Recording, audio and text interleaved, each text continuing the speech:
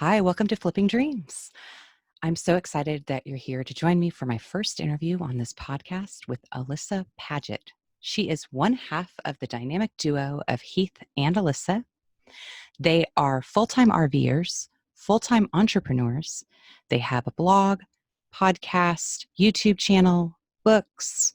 They run an RV entrepreneur meetup every year and are just amazing people. And so during this interview, I got a chance to dig in with Alyssa a little bit more, asking her questions about what got her into living full-time in an RV since 2014, what it's like to work full-time remotely on the road. And most recently, they just had a baby. So I got to chat with her about what it's like to have a child on the road. I hope you enjoy this intimate chat about RV life. And as always, I will be providing all of the resources and links in the show notes. Again, it's never too late. You're listening to Flipping Dreams. I'm just super excited to talk to you. I had attended the RVE virtual summit, which Nice. turned into the virtual summit this year for the first time, which was awesome. You guys handled that amazingly. Thanks. Yeah, I've just kicked off this podcast and I'm really excited to try to bring people resources and inspiration about how to just change things up. You know, a lot of people are either out of work or considering changing their work because of everything going on. And the RV sales are way up and people are working remotely, which I've been doing now for a few years. And so I'm just excited to share your experience and encouraging other people that it's not such a far-fetched dream. You don't have to have it all figured out, I don't think. Totally. So yeah, I'd love to hear how in the heck did you start this whole journey of living full-time in an RV? It was not planned, whatsoever. I don't think, well, I used to always say, never met anyone who was their dream to grow up and live in an RV and travel. Now I know a ton of people that that's their dream. But back when we first started, it was totally the thing that our grandparents did. Both of our grandparents have RVs and they travel the country. And so that's the retiree thing to do. But we really just wanted to visit all 50 states for our honeymoon. And right before we got engaged, I was actually living in New Orleans and working full time, and Heath was living in Austin. So we really went from long distance dating to then living in 100 square feet in an RV, which was a big transition. But neither of us really loved our jobs. So we were kind of in that prime position where we were engaged. We didn't like where we were. We didn't like being apart, obviously. And we wanted to kind of figure out what we could do to start our marriage and feel like we were moving forward instead of feeling like we were just suddenly married and life went on. And so we both decided to quit our jobs. Neither of them were able to go remote, but this was 2014. So it wasn't as common as a practice to be able to just ask your boss, hey, can I do this job while I'm still traveling the country? And so we just wanted to go to all 50 states for our honeymoon as our grand idea of this is how we're going to mix it up. This is how we're going to start a marriage. We're going to accomplish this big goal together. It was on both of our bucket lists. And the RV thing really just came into play as this is the most affordable way for us to do it and still have a bed, because we thought about tent camping and driving around in my car, but neither of us are campers. Neither of us are cool with sleeping on the ground outside all the time, especially not for your first year of marriage. Maybe for a weekend, something like that, but not for a year every single night, the way that you want to start your life together. I wouldn't think that would be a good idea. Yeah. He sent me this link on Amazon of an inflatable mattress that can go in the back seat of your Honda. And I'm like, no, this is not how you want to start out. So we just really wanted to do something big that made us feel like we were moving forward in our lives, because we were 23. All of our friends were working full-time jobs. They were getting married. They were buying houses, which in my mind still, I'm buying a house at 23. Oh my gosh, you're so young. And I'm trying to buy property for a campground right now. I'm ooh, I'm still young. too young for like this kind of which responsibility. which I can't wait to hear about as well later Oh yes, after we get yes. through I'll this. Yeah, I'll give you the details. excellent. But we were just really wanting to take action, and being able to move into an RV and go to all 50 states was kind of this crazy thing that would propel us forward. But for Heath, he was, thinking more pragmatically than me, as like, we can't just travel full time. Like, we need to find a way to make money. We didn't have any money in savings, really. We had about $30,000 in student debt because we were young. We were just out of college.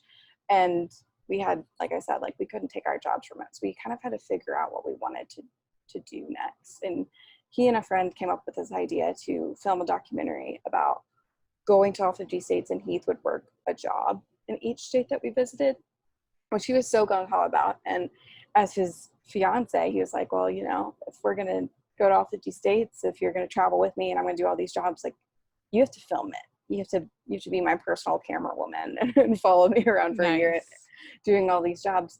And is that something you had done before? Like, did you have any experience? I was a communications major, and at my university, there were like 3 different specializations for communications. And I like coupled the first 2 and ignored the other one, which was video production. I was like, that sounds terrible. I never want to run around a camera. So I took like every single communications class at my college, except for the ones that would actually benefit me right out of school. And so I got all the camera gear the morning of our wedding. I'm like looking at it. I'm like, I have literally no idea what any of these buttons mean. Like, I have no idea what I've gotten myself into.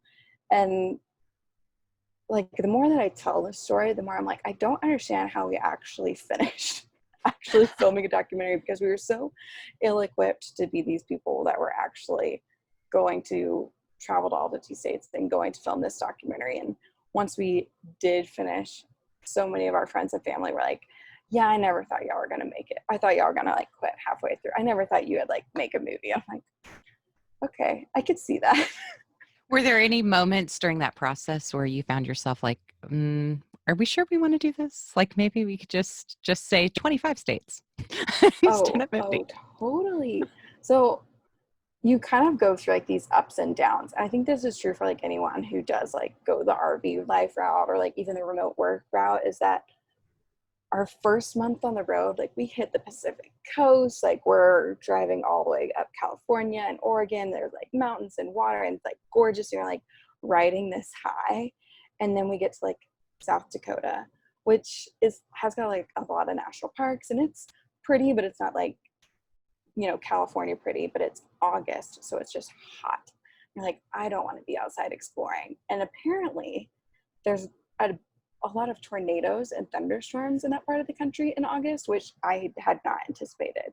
And so we're in South Dakota, and this huge storm comes through, just like lightning all around. And we're like looking at the app, and it's like there's like the blue dot of your location, and there's just like red lightning bolts like in this circle around us. We're like, okay, we think we need to take shelter. And so we go to like the bathroom at the RV park, and we're there for, I don't know, maybe like an hour, just hiding out. And when we get back to our RV, like, the power isn't working on it. Like, nothing is working the way that it should be. And we didn't find this out for like 2 weeks later, but we just kept having all these electrical problems. We finally found a mechanic who could diagnose it. And he's like, so either you got struck by lightning, or it struck close enough to you that it melted your battery, and you have to replace like all these little things. And I'm like, so 1, great that we took shelter, but 2, like, we seriously just got struck by lightning. Like, what is going on? I didn't understand that this was like a legitimate thing with RVs. I mean, they're like metal boxes on the road, right? But so we got struck by lightning, had to deal with this, and we're like, okay, this is a little bit like a growing up moment of realizing like these are the types of things that we need to be prepared for on the road, because it was really smooth sailing up until that point. And so we get back on the road, and we learn in Missouri we are going to mooch dock with some friends, and we park our RV in their driveway, and it's like unlevel just a little bit. And then we had an older RV, and in older RVs with propane fridges, you have to be like absolutely level, or the chemicals in the fridge can't like move through the coils and they'll just kind of combust. So we blew up our fridge. No. And so it was like back to back these things that like, it's not things that you would ever anticipate being a problem on the road, but it's things that you can't move forward because you have to have electricity in your RV. You have to have a refrigerator so that you can have food, right? Sure, And sure. so we had these two things back to back happen, and our bank account had hit like, I think it was $68 in the bank account. And we were like, this is clearly like not meant to be. I'm pretty sure Missouri was like our 24th or 25th state. So it's like, we're halfway, we've hit just like roadblock after roadblock, trying to figure out like what we're going to do next. And it was this morning where we're like, we've got all of this rotten food laid out everywhere because we didn't realize that our refrigerator had gone out. And we're looking at each other, and I guess Heath was scrolling through his phone and not trying to solve the problem because he got on Twitter and he saw that one of our friends was having an event in Nashville that night. He had just released a book. His name's Chris Gillibo, so he's been to every country in the world, and he has a big conference that he hosts up in Portland, and he does all these amazing things and always seems to bring together really awesome people. And so we're like, you know what? We don't have a fridge. We just spent a lot of money like replacing all this electrical stuff in our RV. We're broke. But I feel like the right thing to do would be to like drive 5 hours out to Nashville, go see our friend Chris, like go to his book event, and just like kind of take our minds off of the fact that there's a good chance that we won't be able to finish this journey that we started on. And that night is kind of like the night that totally transformed what would be like the next 5 years of our lives, because we met all of like our very best friends in the world at that event that night. And it was Um, kind of this weird bad thing that happened that had to push us out of our comfort zone. We ended up living without our refrigerator for a month until we could like save up enough to then go buy one. We just stuffed the food and like bags of ice into the freezer, basically living out of a cooler, trying to figure out how we could make this life happen. But we met Kara and Nate, who are like big travel YouTubers now. We met our friends Chris and Rachel that night, who are going to be partners with us in our future campground. We met so many other awesome. friends that it's just like, it was so meant to be in And that moment. I think there's something to be really said for like finding community that supports your vision, or, you know, it might not necessarily be exactly your vision, but just other people who are also like pushing boundaries and like reaching for really big dreams. And because there's a lot of energy behind that. And I think that that's just so important. Like anytime you're going off and doing something groundbreaking and different, like, you It's know, the most underrated thing, I think, because especially when it's something that you don't have any like current friends who have done something like it, like going out on and traveling the world or becoming a digital nomad or anything like that. You kind of have to seek that out. And I don't think that that's even what was in our minds whenever we went out to that event, but that was definitely like the purpose and the thing that came out of it that transformed us. So that's something that we've tried to do with like our RV Entrepreneur Summit, is give that opportunity for people to meet other people who are going in that same direction so that you can go together. What's that quote? It's like, alone you can go faster, but together you can go farther. Just to like have those people that are going to like cheer you on, and when things get hard, like they'll root for you and make sure that you can make it past that hurdle. that's so, so important. And for sure I felt that at the summit, even though it was kind of awkward not being able to really be like, we're talking to people kind of far away and whatever, but we did a good job of networking even so, and like Mm-hmm. talking about whether it was tech questions, or I learned about Teachable, and you Nice. know, there was just a lot of really cool sharing, and people just really open and awesome people. So you've really cultivated a really great community. They are amazing. That's like always our favorite week of the year, when we can all get together in person and just hang out by the campfire, and you get to skip all of that, like all those basic small talk questions, and you like just go straight into like talking about like business strategy and here's my hopes and dreams and here's all the coolest places I've ever traveled to, and get those really fun conversations. That is awesome. So you made it through your 50 state documentary push and you came back and you wanted more. Like, Yes. I think travel is one of those like the most addictive thing. Like once you start getting out and traveling, you're never like, okay, I've seen everything I want to see. I'm just gonna go home for the rest of my life. You always pick up tips from other travelers along the way. And so we had made like that complete loop, and then we're like, okay, so here's all the things that we missed. Here's like the places in Canada where we want to go, or RVing across the world and places that we wanted to go. And so, like I mentioned earlier, we had this student debt, like this $30,000 of student debt that we completely ignored while we were on our 50-state road trip. We just like, we didn't pay anything toward it. We forgot that it existed. We're like, we're on our honeymoon. Okay, like we had an excuse. And so we got back from all 50 states about a year later, and we wanted to find a way to just make this lifestyle happen. And Heath found a gig working for our friend Jia Zhang, who was publishing a book with Random House, and he needed someone to help him plan a book tour. And so, I mean, we had just toured all over all 50 states. And so he hired Heath to help him with that, as far as booking speaking gigs and traveling with him and going all over. And I was finding freelance work for another author, helping him with like his online course that he was wanting to develop, and helping get him on podcast interviews to help him launch his book.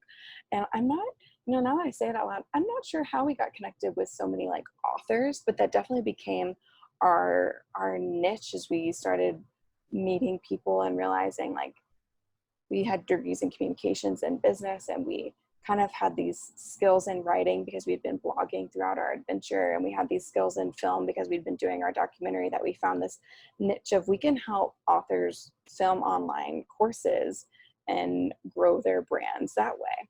And so that's what we did. That was the business that came out of it. And we started doing more video production that way.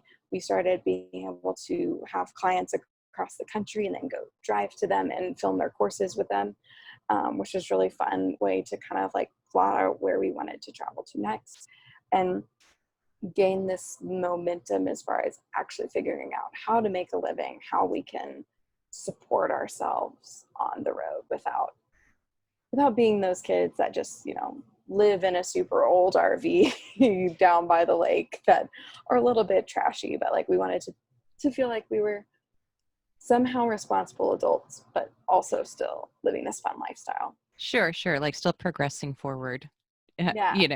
but Yes. still having fun. Yeah. Yeah, that's awesome. Um, yeah. So speaking of books, tell me about your book, because Yeah. out of this came your book about living, about RV life, right? Mm-hmm. So whenever we first started RVing, there were like a couple RV bloggers, like Gone with the Winds and Technomadia, and that was pretty much it. And now there's like probably thousands of them because there's so many people that are RVing now. But we'd been blogging for I guess 3 years whenever we published my book, but we'd gotten so many emails from people that was, what RV should I buy? How do you get mail when you're traveling? Like, here's all these hurdles to me actually living this lifestyle that you're living, and I just need help answering these questions. And I took all those emails that we've been getting and all those replies that I had written, and just wanted to compile them into one place so that if anyone is wanting to make this leap into RV life, but they want to figure out all those nitty gritty things, like all the logistics that kind of stress you out and make you think like, oh, it's too complicated, maybe I can't make this happen. Like, this would be the book that would answer all of that for you. So That's awesome. And the book I will definitely put in our show notes so people can have access to it. But for sure, when you start out, I'm a new RV owner as well, and mm-hmm, there's just so much to learn, but it's mm-hmm, not unlearnable. And once you know it, you're like, oh, that makes sense. But at uh-huh. first, there's just so much, and so it's great to have a one-stop resource to kind of Yeah, go to. it's overwhelming, right? It's like, especially if you're trying to like take your whole family on the road if you're wanting to start a business on the road or take remote work or something. It's like your brain is just bombarded with like, here's this huge lifestyle transition, here's this machine that I don't know how to work, and like here's this business that I'm trying to grow. So to be able to have like at least some of the answers before you hit the road and actually start driving, that was kind of my dream with it. That's awesome. That's really cool. So, okay, we're kind of going chronologically, but kind of. So you did your book. Then at some point, RVE or at the same time, those things are happening. Mm-hmm. And then you decide to have a baby on the Yeah. road while doing all these things. Yeah. Um, yeah, that is, first of all, congratulations. And Ellie is Thanks. absolutely adorable. Um, but yeah, like how has that changed your, because I bet you got into a rhythm. You've been doing Mm-hmm. this for a little bit, you had everything down, and how has Ellie fit in or worked with that or changed that? Yeah, I think for us, it was, we were in Canada trying to figure out what we were doing with our lives. Like, what was the next big thing? We had just RV'd in New Zealand and been to Australia, and we were RVing in Canada. And we're kind of doing this like international RV stint, but kind of feeling like, well, we're actually kind of ready to have a kid, but we don't want to settle down, but maybe we should settle down, and trying to figure out what's next. And then once we figured out we were pregnant, we were like, okay, we're going to stay still through the pregnancy, which was good because I got really sick and we couldn't travel anyway.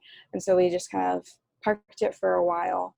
And once we had Ellie, it was like, we're ready to go. We're ready to take her on the road. So we actually, where we are now in Colorado, that was like her first road trip when she was 4 weeks old, which we had like a great freak out whenever we made it to Colorado. And it's like 11 p.m. at night. Like, I was drifting off to sleep, and Heath just like nonchalantly is like, hey babe, like remember to drink water. Like, we're at a higher elevation. Like, don't want to get altitude sickness. And I'm like, I just brought a 4-week-old baby up a mountain.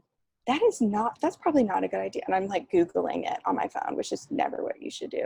And it's like, never bring a baby under 3 months old to high elevation. Never. Like, every single page on Google, I'm reading like article after article, they all say the same thing, which like Google doesn't agree on anything. But if every single website is telling you you're doing the wrong thing, like then you're like, oh my God. So like we call our doctor and leave a voicemail, and we're just like waiting until 8 a.m. the next morning for him to like call us back and tell us if we need to like drive all the way back to Texas. Cause we were probably a few hours drive from being like back down to sea level, and it's in the middle of the night, and we're like, well, that's not safe. We'll just like stay where we are. And that was kind of like our induction into, here's what it's like traveling with a baby and all the extra things that you need to worry about. And the doctor said that she was fine. And I felt a lot better when we shared that story. And like every other mom I talked to was like, oh, I never would have thought of that either. I'm like, okay, thank God, because I definitely didn't think about it beforehand. But that was kind of our test as far as, can we travel with a baby? Do we like it? How does it even work? And when they're 4 weeks old, they basically just sleep and eat. And so Sure, it sure. was super, super easy to be able to just pick her up and take her with us. And we're like, okay, like this isn't that bad. We just needed to make it a habit, like something that we did regularly so that she could be adjusted to it. And so we took a trip every few weeks for her first couple months. And then when she turned 4 months old, we went to Italy for a month where we were just like, go, go, go all the time. And she adapted really quickly. She started to learn how she could nap on the like baby carrier, like on my chest whenever we were walking like through the Coliseum and stuff. Like, she's asleep the whole time. Couldn't care less. And then we got back to Texas, and it was the funniest thing to be in one place again after like go, go, go. She hated it. She like cried Oh, all day long. The only time she would stop would be if you like went for a walk outside. She was like, this is where I'm meant to be, guys. Like, we need to be oh, moving. We need to be outside. And for us, that was like the biggest encouragement of being like, okay, we can get back to this lifestyle that we love. And she, I think, I mean, now that we're doing it, I know for sure, but like she's going to enjoy it and she's going to be able to adapt with us and be okay riding in the car and hiking and things like that. Oh yeah, and what a learning experience for her, right? Like it's like a Mm-hmm. life classroom, which I think is just that's the way to go. So that's really awesome. My dog Dottie is she also loves road trips and she loves like anytime get so if I do like a short trip, like we just went to the local RV dealer to pick something up today and came back and she just won't get out of the back seat. And she just looks at me. She's just like, oh, really? That's it? That's all we're doing? Like, why are we back home? so, Totally. Like, so let's yeah, go. yeah, yeah. She's actually in the pod right now in Yeah. bed looking at me. Yeah. So we're ready for tomorrow. But Nice. yeah, so like I guess kind of pulling out a little bit and looking at like the overarching picture of like so far this journey that you've taken and like you don't know where it's headed in the future, but you're just game for it. Do you have any like pointers or things if someone's listening right now and is like, gosh, I would really love to do this, but maybe they think they're too old or not old enough, like retirement age, how we have both buckets and Mm-hmm. like or just feel like I don't know. I guess feel like it's something that is, or even for solo, like I'm going to do some shows in the future about solo camping and like Mm-hmm. how it's not as scary as it seems. And it's doable. But when I first talked about getting my camper, my dad was like, "You're going to get murdered. You're going to be in a park with homeless people." I was like, "No, Dad." I'm like, "It costs to actually park the RV. Like this is actually Yeah. there's legitimate people. People work from their RVs. It's like this is yeah. Mm-hmm. It took a while to yeah, and then there was a whole yeah, anyway. He's from Yeah. Texas, so of course there was a whole talk about guns. But Hey, I totally get it. but yeah, yeah, so like do you have any like words of encouragement or like yeah, something to pass on to listeners about like overcoming that first initial hump? Yeah, I think the easiest thing, well, not to like plug my own book, but like is to educate yourself on the things that are already hurdles in your mind. For a lot of people, it's like the logistics of just figuring out the lifestyle. For other people, it's like, how am I going to make money and travel? It's like, well, here's a resource for finding remote jobs or finding companies that will hire remotely. Here's different business ideas if you're wanting to start your own business. Like Heath has his RV Entrepreneur podcast with 200 episodes of different people finding incredibly unique ways to make money while they are traveling. You just kind of have to identify what those hurdles are and like set yourself up for being able to leap over them, because I think it's really easy to just be like, I'm not going to be able to find a way to make money and travel, or I'm not going to be able to afford an RV, or whatever it is that is kind of holding you back. But being able to identify that and then find those resources and educate yourself and make it happen. When we were 23, I think our biggest asset though was just being naive. Like we were young, we were dumb. We're like, oh, totally, we can go to all 50 states. Like, what could possibly go wrong? A lot of things went wrong. But like when you're young enough to just take the leap, like you don't stress about those sorts of things. But on the other end of the spectrum, like you're talking about age, most people who are RVing still, like I know there's this huge surge of people who are working remotely, but most people are retirement age. They're in their 60s or 70s. We'll get people in their 80s who will email us and be like, am I too old to start RVing? Like I've always wanted to travel. Like, can I do it? What are the hurdles that I'm going to encounter? And there's going to be difficulties no matter what age you are, but it's definitely possible. And there's definitely groups of people that are doing it. I think the most popular age though right now for people that are getting into this lifestyle is like the 40s, 50s, empty nester, or like they're going to be an empty nester in a couple years. And they're like, hey, I've got enough money in the bank that I can buy an RV. I'm established enough in my career that like they trust me. I can take it on the road, or I can start my own business. Like I've got the skills, those sorts of things. And that's like the age group that I've seen booming and really getting out on the road more. So really, you kind of cover all the ages all of the ages there, but um, it just is a matter of figuring out kind of which way you want to go with it. If you're wanting to start your career on the road, if you're wanting to take some time off, if you're wanting to retire, and finding the hurdles that are going to get in your way so that you can actually get into the lifestyle and make it happen. Because once you're on the road, it's actually like eye-opening, like, oh yeah, I can camp right here with a view of the peaks of like the east and west Spanish peaks. They're these 13,000 foot high mountains, and they're gorgeous. And I couldn't have a house with a view like this, but on the Sure. road, I can travel there and experience it, and my eyes are open. And it's like, okay, that's what this lifestyle is about. Whatever it takes, we're gonna make it work. Yeah, I during the quarantine or the early parts of the quarantine, I found Ken Burns' documentary on the national parks, Oh, and I nice. developed a solid crush on John Muir. But also, it was like it's like 6 seasons, 2 hours each episode, or 6 episodes, 2 hours each episode. It's really thorough. It's amazing if you're interested in history and national parks and all those things. And Mhm. but it's so awesome to see.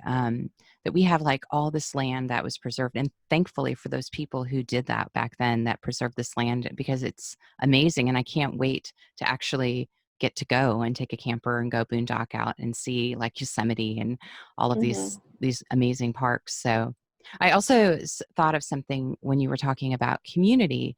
I think one of the scary things of camping is you kind of don't know, like there's a lot of really great apps out now where you can kind of get a pretty good reviews and an idea of what the campsites are like before you go, before you book. Yeah. Um, but I think there is some unknown factor there. And what I found is like my fear and anxiety was like when I went to Lake Guntersville for the RVE summit. Um, I actually like the spot I was at was like on this plateau. It was this tiny. I was very nerve wracking, but it was on this little tiny. It's like my second time backing up with my camper. I was just like, oh my Mhm. god, please don't let me fall off this. This is scary. But but I did it, and then the water spigot was all the way. I only had one water hose, and it wouldn't reach, and I couldn't exactly go in a store because everything was closed at that point with Mhm. everything going on. And one of my neighbors like came right over and like lent me their clean water hose and actually gave it to me and took off. And Aw. yeah, so I mean, there's a lot of like really wonderful angels people that you run into that are like super helpful and like Mhm. give you pointers, some whether you like it or not, but mostly it's like it's really positive. Oh, absolutely. And I think that's very, very true in the RV community. Like our first year on the road, like when our fridge messed up, we we drove up to like Ohio, like that was our next state. And we were at this campground that actually had a service shop at it, which I'd never actually seen before. It's like the only one I've ever seen. But the techs came over, and it was like 6 or 7 o'clock at night. Like it was already dark out. And they came into our RV and they like helped us pull the refrigerator out and like worked on it and like dumped it upside down. That's how you fix RV fridges apparently. But like a refrigerator is not a light thing. But here come these guys in here like messing with it and helping us out. It was just like this great example of just the kindness of people whenever you're stuck in a jam, especially when you're like young and really pathetic looking, like, I have no idea how to fix a broken refrigerator. Please help me. That helps a lot. But just the kindness that you experience everywhere on the road, people are really willing to help you out. Yeah, and so your next adventure is to actually create a community that you're going to own, create a campground. So tell me about Yes. this, and it's really exciting. We've gone through a lot of different kind of dreams of what we want our RV park campground to look like. Right now, we're looking at smaller parks. Whenever we were first thinking we're going to buy a park, we were looking at parks that were like 100 plus RV sites, and that they had a building on site so that we could do events, because like we host our RV Entrepreneur Summit. We know a lot of other companies in the RV space that are always looking for places to host rallies and events, but they can't find a venue that's big enough that also has enough RV sites. It's really difficult. There's only a few across the country. And so we're like, this is our niche. This is what we're going to do. And then once the whole thing with coronavirus happened and everyone was quarantining and staying away from people, we were like, maybe this isn't the right idea. Like it might be a few years before people are comfortable going to like multi hundreds of people conferences, which is what we were picturing. And so we've kind of pivoted a little bit in a good way in that now there's a lot more RV parks that we can be shopping for, because we're not constricting ourselves to only having these like huge mega parks, but looking at these smaller parks and kind of focusing more on the outdoor amenities and thinking about, well, most times when you go to an RV park, especially like people listening that have never been to an RV park before, a lot of them are very underwhelming as far as you're in like a gravel parking spot. Maybe you have some shade trees, maybe not. You probably don't have a place to do a fire pit. You probably don't have a picnic table. You probably don't have any of those areas that when you picture camping in your mind, you think of like being outside and being in nature. Like RV park experiences aren't like that. I would say like 85-90% of the time. There are some awesome ones, but if you want to have that nature experience, you generally have to go to state parks, which is where we are now, or like a national park where you can really be out in nature. But when you're in state national parks, then maybe you don't have full hookups, you don't have like electricity and water, maybe you don't have like Wi-Fi or cell signal. And so we kind of have this idea that we want to marry the amenities of an RV park with that feeling of being in nature of like a national park. So we've got a list of 6 properties that we're going to look at in like the next 2 weeks, like starting tomorrow. I'm very, very excited. Some of them are going to be like on a river, so we can like have like that waterfront property. Some of them are just in the mountains. We're specifically looking in Colorado right now because you really get that nature vibe pretty much anywhere. Like the whole state is beautiful. And so that's our primary focus right now, and just trying to figure out ways that we can provide opportunities for people to get their families together and go out and experience nature, and maybe go rafting down the river, maybe go fly fishing, go hiking, go mountain biking, and spend more time outdoors. I think that's another thing that I've seen a lot during quarantine is families going on bike rides, families going on walks together and spending a lot of time outside because we're all sick of being inside of our houses. So being able to really provide those experiences and provide a high level of customer service and kind of like a concierge service of helping people plan their trip and plan their experiences when they're at our RV park, because that's kind of our big dream. But it a little bit depends on, you know, which property we find as far as here's the amenities and things we want to focus on.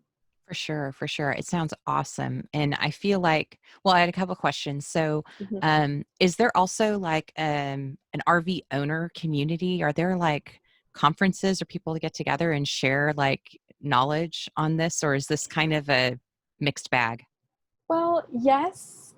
I think this is where like Heath has like a really great advantage because his software company, Campground Booking, like he talks to campground owners every single day, and he has a really good pulse on the challenges and the upsides and downsides because he is constantly getting feedback from them. So he's really well connected as far as like having people in the space that we can turn to whenever we have questions. But there's an association called RVIC, which stands for something. The C is campground, but it's an association for campground owners as far as helping them and teaching seminars. So they do like these, I think a couple times a year, they'll do these weekend seminars where you can go and learn the ins and outs of how to run a campground. But they'll also do kind of like RVIA represents RVs and like lobbies for them. RVIC is going to be lobbying for campground owners. So like whenever all these RV parks across the country were being like shut down because of like COVID and things like that, RVIC was the people, they were the people going to the government saying like, hey, some of these RV parks, people live here full time. They're now homeless. If you close this park, like it needs to be able to be opened up, and rallying for RV parks in that regard. So That was super that's, important. yeah, Yeah. that's the only association that I know of as far as like supporting campground owners, but there's also a lot of Facebook groups as well. Yeah. It's really interesting to think about. Like, there was this boom of Airbnb and people doing Airbnbs. And now I'm seeing this like campground or tiny home, people buying land and Mm-hmm. parking tiny homes and renting those out, or having like spaces available for people to come and bring their tiny homes. So Mm-hmm. it's really exciting to see sort of um, different sort of communities being built, like migrating away from the really dense. I mean, and certainly because of quarantine, a lot of people are leaving really dense urban environments, Mm-hmm. but also finding different ways to cultivate community where people are still connected in some level and still connected to nature, which is like the most important thing to me, that like rural people get. So I love Yes. that idea. It's really Yeah. cool. So that's our vision. We're really hoping, like the biggest thing, kind of like you mentioned, people that are going from urban settings wanting to go be out in nature, the biggest hurdle is going to be internet and Wi-Fi, even if they can work remotely. So our fingers are crossed that Elon gets Starlink up and running and that we can all get Wi-Fi anywhere that we are. That would So be we're just amazing. we're really rooting for him. Yeah, yeah. Okay. I mean, that's kind of, I don't know what else we can talk about, because let's see, we've talked about like everything. Um, I think the only other thing I wanted to ask you, well, two things. I don't know if you thought of a quote, because I usually do a quote of the week, and if you haven't thought of one, that's okay. But I thought of one. okay, good. What's your quote of the week? One that's been on my mind a lot lately, which is I think it's Gandhi who said, like, be the change you wish to see in the world. Yes. I love that one. I feel like it's really timely right now. It's like, be the change. It's like such a good call to action. Totally, totally. And I feel like that starts within, right? Like if you're living your best life and the life that you're really happy with, you're automatically going to give more light and love to people around you because you're going to be joyful. So Totally. I My don't think it's friend, my friend told us a few years ago before we had kids that his best advice was like to keep doing the thing that makes you the best version of yourself. Because whenever you have like kids and they want to emulate you, right? Like you want to be showing them that you're constantly doing and pushing forward these things that will make you a better version of yourself and a happier version of yourself. I always loved like that image of just like pushing yourself forward for like the next generation to like see and look up to. I love that. I love that's really pretty. And I think um the idea too that comes with like RV life is like constant change. It builds in this thing where you're no longer thinking a change is bad. Like change is just a thing that you deal with. And I think that that's something that can really help us in our kind of fear-based anxiety culture of like Mm-hmm. being afraid for anything to change. Like embracing more of a nomadic lifestyle helps you to kind of overcome that and also get out of your security, like out of Mm-hmm. that sense of security that you have when you just are in the same places and the same house and community and environment all the time. So Totally. I think it's really awesome. Do you have a like your favorite thing about being in an RV, living on the road? Do you have anything that probably I depends on the day, but it I would definitely does. I think it's just being able to change the view out of my windows, like you're talking about, like, to be comfortable. I'd never thought of it that way, and I really like that. As far as like when you're in RV, you've got to be really comfortable with change because every single day or every couple days you are up and you're somewhere completely new. And these next couple of weeks we were looking at like our next 2 weeks and we're spending like no more than 2 nights in one spot. We're moving. And I love that we can be here in the desert and then in a couple of weeks or a couple of days we'll be parked next to a river and then we'll be up in another mountain and then we'll be by another river and we're going to be on a lake. And it's like wherever it is that you want to be, you can go there. And you don't have to buy a multi-million dollar house to have the view, which is really the understated perk. absolutely. And RVs are just stinking cute. I'm sorry. Little tiny houses. I love them. Well, thank you so much for being on my podcast and telling me your story. And I'm super happy to share links to all the things we've talked about in the show notes and also in YouTube notes. Um, and I am really looking forward to next year's, hopefully, in person summit for RVE. Maybe even at your campground. Who knows? Who knows what's going to happen? So, Yes. yeah, very exciting. I wish you and Heath both all the best. And maybe I'll have you back on in a follow-up episode and we'll get to see what's happened. So Yeah, that would very be awesome. exciting. Thank you so much for having me, Heather. Yeah, thank you. Are you interested in flipping your dreams? Check out my course on Teachable, where I guide you through flipping your dreams like you'd flip a house. It's step-by-step process of demolishing old dreams, discovering new ones, and moving confidently into your future. Thanks for listening, and I look forward to having you join again here on Flipping Dreams.